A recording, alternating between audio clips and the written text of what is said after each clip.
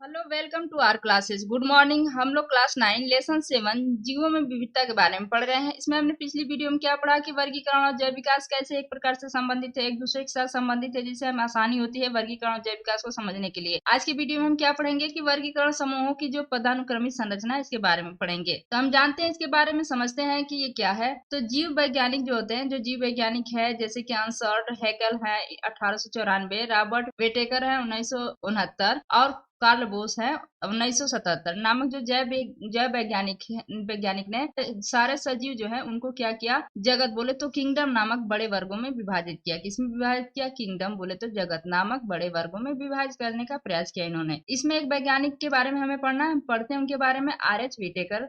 Are H Whitaker के बारे में पढ़ते हैं। इन्होंने क्या किया, जो समस्त जीवधारी है, जीवधारी का मतलब क्या है, पृथ्वी पर रहने वाले जितने भी जीव हैं, जीव में पेड़ पौधे भी आते हैं आपके और जंतु भी आता है, मनुष्य भी आते हैं, सभी आते हैं। तो ये समस्त जीवधारी जो कोशिकीय संरचना, पोषण के स्रोत तथा भोजन ग्रहण करने की विधि और शारीरिक संगठन के आधार पर निम्नलिखित 5 जगत में बांटा। तो किस आधार पर बांटा इन्होंने? तो ये आधार पे हम बता सकते हैं कि कोशिकीय संरचना के आधार पे, पोषण के स्रोत के आधार पे, भोजन ग्रहण करने की विधि के आधार पे और शारीरिक संगठन के आधार पे इन्होंने बांटा। कितने भागों में बांटा? 5 भागों में बांटा या 5 जगत में बांटा। तो इसको हम कह सकते हैं क्या, आर एच वेटेकर ने समस्त जीवधारियों को 5 जगत में बांटा। लेकिन किस आधार पर बांटा? तो कोशिकीय संरचना, पोषण के स्रोत, भोजन ग्रहण करने की विधि, शारीरिक संगठन के आधार पर बांटा। तो हम समझ लेते हैं कि 5 जगत में कौन कौन जगत है। पहला है मोनेरा, दूसरा है प्रोटिस्टा, तीसरा है फंजाई, चौथा है प्लांटी, पांचवा है एनिमेलिया। ये 5 क्या है, जगत हैं। अब इसके बारे में हम जान लेते हैं कि वर्गीकरण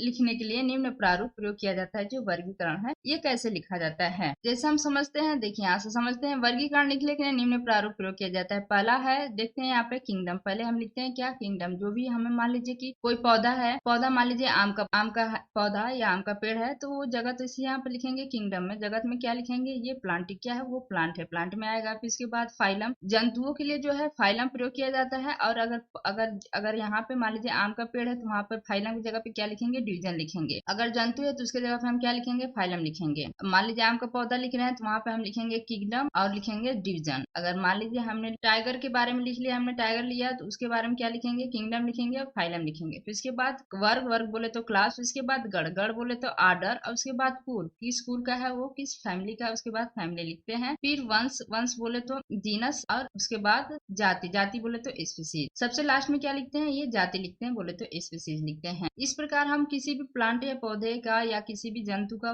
उसका वर्गीकरण करते हैं। पहले किंगडम, फिर इसके बाद phylum, class, order, family, genus, species. के बारे में हम समझ लेते हैं कि इस प्रकार जो होता है वर्गीकरण के पदानुक्रम में जीवों को विभिन्न लक्षणों के आधार पर छोटे से छोटे समूहों में बांटते हुए हम वर्गीकरण के आधारभूत इकाई तक पहुंचते हैं। मतलब कि देखिए, कोई भी मान लीजिए प्लांट है या जंतु है, उसको हम बांटते हैं। यहाँ पहले किंगडम पे जाएंगे, उसका जानेंगे, फिर उसके बाद उसके फाइलम के बारे में जानेंगे, फिर जानेंगे वो उसका वर्ग कौन है, उसके बाद जानेंगे उसका आर्डर क्या है, उसके बाद जानेंगे उसकी फैमिली क्या है, उसके बाद जानेंगे उसका कुल क्या है, उसके बाद जानेंगे उसका स्पीसीज क्या है।